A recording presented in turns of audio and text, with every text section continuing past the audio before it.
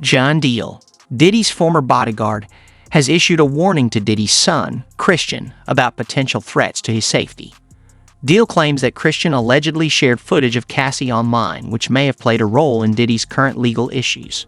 He coming at his dad. Like, how you feel about that record? Well, first I want to say to this young man, before somebody take his head off, because see, that's that new school bull crap that these kids out here, they easy to fly off their mouth with that. You don't invite a man to your private. You don't invite a man to your private unless you doing the Diddy. If two men lay down, how many homos get up? Let me tell you, young man, 2 of them. You understand? So don't invite a man to your private, because that man will see you and take your head off. Especially somebody like 50. You don't send or let a boy do a man's job. I don't know if he need that type of attention or he want that type of attention. Evidently he do. But 50 is the wrong dude that you want to do that type of attention, get that kind of attention from, bro. And the infamous words of Waka Flocka, that nigga go hard in the paint. And I don't believe that this cat would even put out some trash like that and really didn't know what he was doing. He's teasing the federal government. And I told y'all, the Southern District of New York. It seems Diddy's own son could be a major reason behind the serious legal troubles he's now facing, which might even result in a life sentence. Something get leaked to the press. Do you notice that, right? Soon as he did that dumb shit, talking about, well, we did this and we did that. We had this over here, y'all went to the wrong house. Some went to, he said, well, we're gonna show you how wrong we are. Yo, CNN, run this. Action, roll them. Don't play with the feds, bro. Because you got to realize this. They got a lot of time. All they got is time. Only 2 days after attending his father's court hearing on sex trafficking charges, Christian King was seen spending time with his girlfriend, Raven. A video shared online shows the couple enjoying themselves following Raven's appearance at the Essence Fee to Funds panel on Saturday. In law enforcement for 27 years, and I had the opportunity to see HIDA. It's a place, whereas they have the state, the feds, the NYPD, the Department of Corrections, and the state police. Yo, this place could be half of a basketball court. That's where they just got lines of computers with officers of all different people and officers just on the internet. Whoever's over that case, whoever's working that case, don't you know they saw that and took it to their boss? Christian King was seen kissing his girlfriend Raven and dancing with friends just 2 days after attending his father's court hearing on serious charges. In a video, he called Raven the baddest girl in the world. Meanwhile, their mother, Janice Combs, also showed her support for Diddy at the hearing, where bail was denied for the 3rd time. Diddy's trial is scheduled for May 5th. Christian is also dealing with legal issues. A lawsuit filed in April accuses him of sexually assaulting a woman named Grace during a yacht charter in December 2022. Grace claims Christian drugged and assaulted her, and the lawsuit implicates Diddy as well, alleging he bears responsibility for the yacht's conditions. Both Christian and Diddy have dismissed the allegations as false and baseless. Hi, Hector.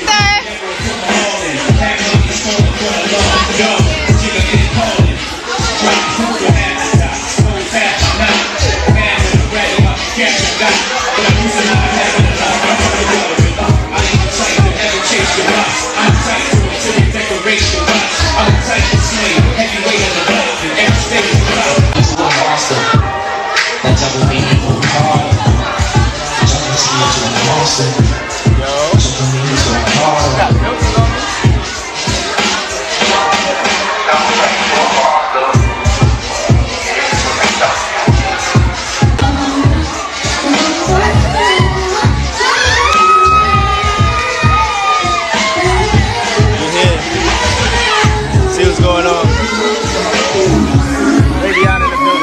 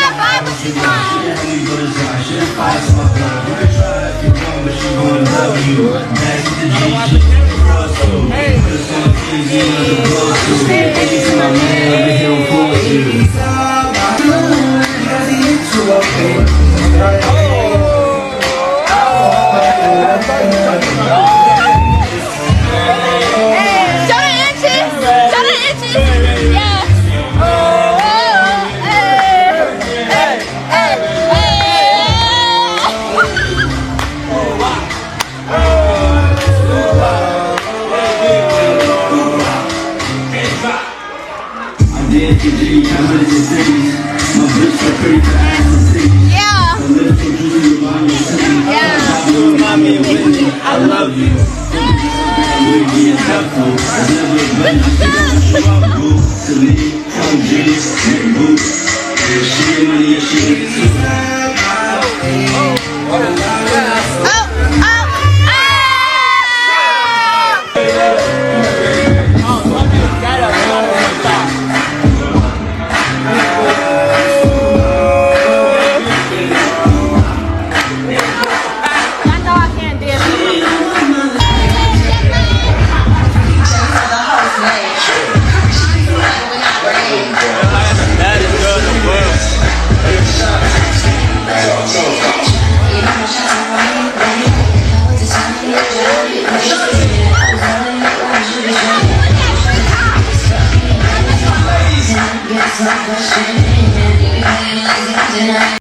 Grace alleges that CHRIStiancombs arrived at the yacht visibly intoxicated and made her feel uncomfortable with his behavior. She claims he pressured her into taking tequila shots, which she suspects were spiked, and later became aggressive, groping her inappropriately. The lawsuit further claims that producer Rodney L. Jones, who was present, has recordings of illegal activities involving Diddy and his staff. And she was 25 years old at the time. She believed that the trip would be a, quote, wholesome family excursion, but says it, quote, turned into a hedonistic environment, even describing rampant drug use among sex workers and celebrities who came on board. She believes that the alcohol on the yacht had been laced with drugs because she says women would have one drink and then almost immediately pass out or start falling over. This is, by the way, something that it was also alleged in Jones's lawsuit, that Combs would spike the drinks of different people. But focusing on CHRIStiancombs, Markey says that CHRIStiancombs had been staying at a villa on the shore, but that he would come onto the yacht in the evening to party. And on December 28, 2022, Christian reportedly arrived very intoxicated and then proceeded to pressure Markey. This marks a significant turn of events, with Diddy now behind bars and shocking new details emerging about him and his family. He is facing 6 additional lawsuits, and Jane Deal has expressed doubts about Diddy's chances of winning his trial. Markey reportedly told Christian, quote, "Excuse me, you don't touch my legs like that. I'll move my legs where I want to. If I want to do this, then I will. You don't touch my legs like that." Markey then says that she told Christian she couldn't stay with him unless it was approved by a supervisor, all of whom she knew would be asleep at the time, so this was a way for her to get out of the situation. She claims that Christian said, "Who can I talk to? I'm going to say I requested you right now."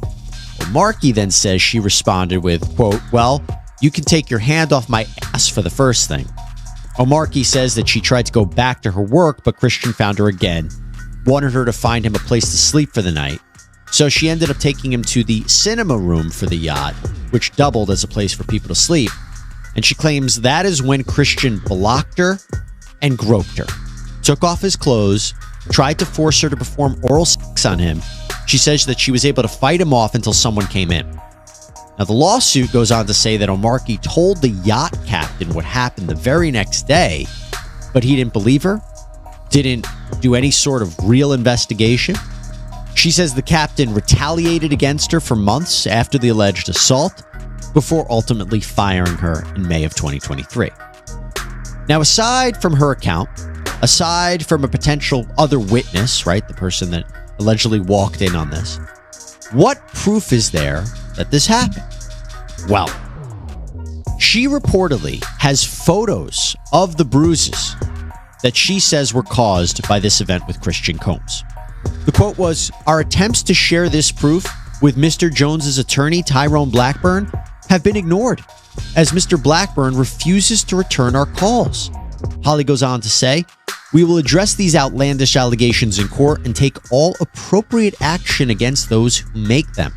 Then, the attorneys for Universal Music Group, one of the defendants who are also being sued by Rodney Jones for their alleged participation and facilitation of the abuse and trafficking claimed by Jones, they argued that the claims were so, quote, offensively false that one of these attorneys, Donald Zakarin, wrote, "A license to practice law is a privilege. Mr. Blackburn, plaintiff's lawyer, has misused that license to self-promote gratuitously, falsely, and recklessly accusing the UMG defendants of criminal behavior." So a lot of back and forth that we're seeing right here. And again, to be clear, everything that Diddy and his sons are facing are accusations. They haven't even been criminally charged. These are civil lawsuits. There has been no finding by a judge or a jury that they are liable at this point. Gene's mention of Diddy's son facing legal trouble is striking, particularly with ongoing theories about Diddy's alleged involvement in ordering hits on artists he clashed with, such as Nipsey Hussle. Diddy trial stories. How you feel about it, man? I think if their lawyer got that off, they did a great job. Because you got to realize some of these cases, even you get regular drug cases, they be taking a year or 2 years to go through all the paperwork, everything they want to do, how the guy weighed out, getting the witnesses and everything together. I think the lawyer thinking that they're not going to be able to give them discovery and enough discovery in that short of time. Because the prosecutors are not going to present anything to the court that they think they can't prove. You understand what I'm saying? So the prosecutors is going to try to, go through everything. And that's a short time, brother. That's less than what? May? That's less than 7-8 months. You talking about 18 businesses. You talking about they got, I think they say 170 witnesses. You understand? They got 1,000 bottles of oil they got to test. Allegedly baby oil that they got to test. And I said allegedly baby oil because that's what the prosecutor said. Alleged baby oil. He didn't say baby oil. He said alleged baby oil. So that means that it may be something, or some of those bottles wasn't baby oil. You talking about victims and their statements and presenting them to the courts. So they got a lot of things. So that was a smart move by the defense, trying to get the trial, a speedy trial, so the prosecutor only have so much evidence that they could present. It could help them and it can hurt them too. How you feel about Diddy lawyers coming out blaming the government for leaking, the tape of Cassie? Well, the lawyers are doing what they supposed to do. They supposed to trying to try this case in the public's eye. You understand? So Diddy could probably get off by them saying that the prosecutors them released the tape. The grand jury have every right to see any kind of evidence out there that the prosecutor want to give them. Now, them leaking it and everything like that, that's not going to decide whether the judge is going to allow them to dismiss the case because they leaked this one this trial, because they're going to try to state he can't get a fair trial because the prosecutors are trying to win their case in the public's eye.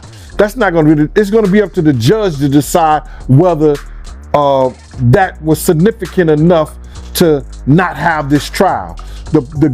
his lawyers are trying to do anything, and they're gonna try to do anything to win this case without it first going in front of a jury, without it first going in front of the judge like that. You know, so what they're doing is they're gonna try to play all different kind of cards to make us think, you understand, the dude is innocent and he's been done wrong and unfair.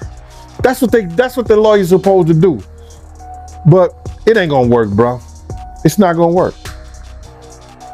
Just like, hold up, but just like first bail denied, second bail denied, the third bail denied. They don't trust the lawyers, and they damn well don't trust Diddy being out in public or in the streets or at home at any time. You heard about how he might be getting some more indictments? I think that they trying to beef up their case, bro. They're gonna continue to beef up their case once they continue to dig and get stuff. Once they continue to dig and get more stuff from the business part of it, they're gonna use those charges. Because if he did anything that was illegal regarding tax evasions, money laundering, they're gonna use that. If he had used his company and his power for the racketeering and things like that, so they can get the RICO Act on there, they're gonna use that. Any new news that can make their case powerful and they can present it to the court, they're gonna use it. As long as they give it to the defense team in the discovery, they're gonna use everything. But it's gonna be difficult for Puff to fight his case in jail. You know how hard it is to fight your case and go through every last one of those victims, or whether you know them or not. All that paperwork he has to do, you gotta realize they only get a lawyer like 2 hours, I think. Anywhere from 2 to 4 hours. And maybe on certain days, depending on where you at. How is he gonna fight his case decent in jail? But that's what happened where you lay your head. So you don't see any kind of way he get out of this? Bruh, I would bet whatever I had that he ain't got no chance in hell in getting out of here. All because they already got one witness for the sex trafficking case. And that's all you need. And when you only have to have one witness for the sex trafficking case, even though she may have been a participant, and I'm talking about Cassie, it's going to be hard for him to fight. In 2022, Diddy discussed his role as an executive producer on Nipsey Hussle's ** Victory Lap **, which was nominated for Best Rap Album at the 61st Grammy Awards. Speaking on Real 92.3's **, The Cruise Show **, Diddy revealed that Nipsey brought him onto the project just 5 days before it was finished. He also mentioned that, despite his contributions, his name was initially left off the album credits. And overcome, and he made it Nipsey. What made you say that? Like, what's the backstory behind that? But bro, I didn't say he was a demon. What I think I said that you gotta watch what you say to these demons. And I might have put him in the same category. But I didn't per se, he's a demon. Now he's done shit that I projected, I see that demons does. When I seen him picked up that dove, and a dove supposed to be that of new beginning in life, and the dove fell to the ground straight like it was dead. The day we did that, he did that ritual in the park before he went to trial with Sean. Bruh. And I'll tell you that story if we talk about Sean. If we talk about Sean today, I'll tell you that story, all right? How about that? Now, don't go figure out something to talk to me and ask me about Sean. Yeah, but if we talk about Sean, I'll ask that. But what you was asking me is that, listen here, man. I did not know Nipsey Hussle. I knew of him and the positive things that he was trying to do out there in his community. The music that he was putting out, that I could say, based on conversations that I heard him speak, that the man was spiritually connected. He was a child of God. He had gotten in front of Puffy one time, and he told Puff that he was putting out this music, and I guess Puff was helping him in some kind of way, and he said something. And that what he said was, I need my music and my album to have the same feel of that life after death like Biggie's album. Now, you taking a spiritual person who's asking for something. He said, I wanted that same feel as life after death. That same feel was that Biggie got murdered and he went on to sell about 10 million albums or 10 million copies. I was saying, you gotta watch what you say to demons, because it just might come true. You just gotta watch what you say, brother, because God said that you say it by mouth, you believe it in thy heart, and it shall happen. And when you got a strong spirit, and you that type of person, you gotta watch what you say out your mouth, man. You think it was a good idea for Nipsey to be cool with Diddy?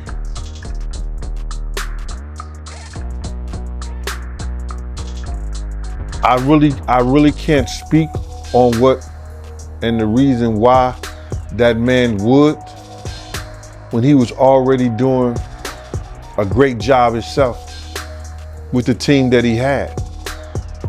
But somebody convinced him that would be a good look for him. But no disrespect, he got what he asked for. This revelation surfaced just a day before Diddy was announced as a headliner for the 2022 iHeartRadio Music Festival. However, Nipsey Hussle is not the only name linked to theories about Diddy's alleged troubling actions. I want you to mentor me. You know what I'm saying? Like, Nip had no ego. So, you know what I'm saying? Like Nip came to me and said, I want you to mentor me. You know, I want to get into real estate. I want you to teach me all your, you know what I mean, like your business secrets. You know what I'm saying? I was like, whenever you got questions, pull up. And then on his last album, people do not know this. Somebody tried to jerk me, but I fixed it. I actually am one of the executive producers of Nipsey Hussle's last album. Victory Lap. Yeah, Victory Lap. So a lot of people don't know this. We got them to change it in Wikipedia. Somebody over at the label tried to leave my name out, but he came to me and said, I want you to be a part of helping me finish up this album. And so I was a part of not just the records I was on with him on his last album. He was like, yo, I'm a big fan of like Life After Death. You know what I'm saying? And I know you got like that vibe, but I'm bringing like that vibe. Like my stuff, it has a West Coast sound, but it also has a bad boy sound. So I felt like, yo, I really need you to come and help me out with this. So that's why I have so much footage of us in the studio, because like the last 5 days of him finishing the album, he came to me and said, would you come on as one of the executive producers? And man, we had just started really getting extra close and tight. And then, you know, everything happened. But individual that like sent from God, and I know we sad, and I know that we miss him, but I'm telling you, like, he did his work. The way he has inspired, the way he inspires me, he did his work, and he represented LA like no other. Top-notch, glorious, godly, positive, loving, trying to save the community. Like, this cat is really real. He was up there to me with Malcolm X and Martin Luther King and all the other Latino freedom fighters and stuff like that. He was a revolutionary, man. The man who once dominated the entertainment world now finds himself in a Brooklyn jail cell, just a few miles from the Hamptons, where he hosted legendary parties. Diddy's fall from grace has been rapid as he faces serious federal charges for sex trafficking and racketeering. On top of that, he is dealing with over a dozen civil lawsuits accusing him of assault, rape, and sexual extortion, with one lawyer claiming to represent more than 100 alleged victims. With Diddy, baby, you heard about that? Well, I don't know why she would be named in the lawsuit for that, unless she did something that was illegal.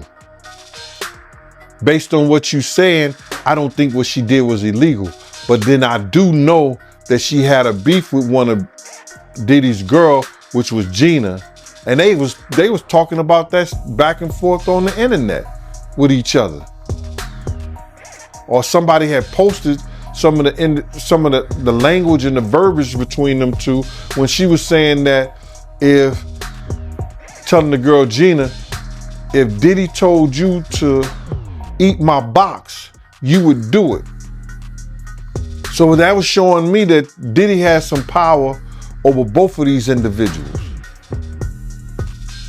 And she was out there being threatening and talking to the girl crazy, and the girl was talking to her crazy, and they put all that on the internet. So, I don't know how it comes to play that that's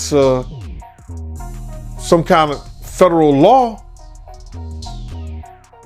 that the prosecutor want to use, but it may just be used for the fact that to show the control that Diddy had over these females. So if she say this, if Diddy told you to eat my box, you would do it. What kind of power is that? And this girl said that Diddy had already punched her in the head, kicked her, and did all kind of crazy stuff to her. Diddy, originally from Harlem, has denied all criminal and civil allegations against him. A spokesperson emphasized that he remains strong, healthy, and focused on his defense with the full support of his family and legal team. His trial is scheduled for May 2025. Once known as the Party King of New York, Diddy hosted extravagant events with a roster of celebrities. Rob Shooter, who worked with him from 2002 to 2004, noted that Diddy was at a key moment in his career. By then, he had already founded Bad Boy Records in 1993, signing major hip-hop stars like the Notorious B.I.G. and Usher. In 1998, he launched the Scene John clothing line, which became a cultural icon, eventually expanding into fragrances, alcohol, and a media company that produced reality shows to discover new talent. I wish it was my last such fray. I wish this type of behavior wasn't so pervasive. But it is what it is, so we will press on. As I said, our law firms have been retained by 120 individuals at this point to pursue cases in civil court against Sean Diddy Combs. You should know, in this group, it is evenly divided between males and females. There are 60 males and 60 females who have joined us to pursue these claims as plaintiffs. In this group, 62% identify as African American, 30% are white, and the remainder are Hispanic or Asian. The victims are from more than 25 states. The majority are from California, New York, Georgia, and Florida. And I want to focus on the ages of these victims. When we talk about the ages of the victims when the conduct occurred, it's shocking. Our youngest victim at the time of the occurrence was 9 years old. We have an individual who was 14 years old. We have one who was 15. 25 of the 120 individuals who are plaintiffs in these cases were minors at the time of the acts complained of.